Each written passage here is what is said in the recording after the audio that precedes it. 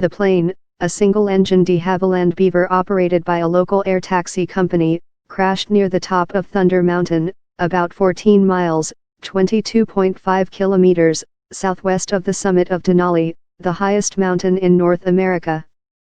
The impact left the plane in two pieces, lodged in the crevasse of a hanging glacier nearly 11,000 feet high on a steep, avalanche-prone slope from which unstable ice blocks are protruding, Park Service officials said.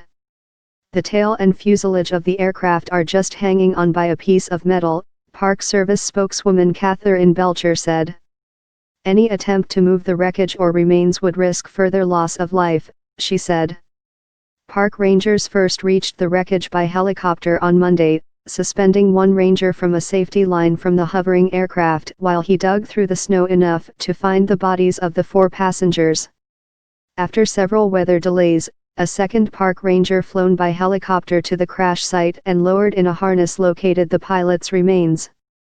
The pilot was identified as Craig Layson of Michigan. He worked for K2 Aviation, one of the many companies that ferry tourists and mountaineers from the Alaska town of Talkeetna to the park's snowy peaks. The 4 Polish passengers' identities were withheld at the request of the Polish government, Belcher said. 5 other people died in Denali in a 1984 tourist flight from Anchorage, but 2 military crashes in the area in 1944 and 1952 claimed 18 and 19 lives, respectively. Denali's mountaineering activities, meanwhile, have proven safer than usual, with no Denali climber deaths reported so far this year for the first time in 15 years, the Park Service said.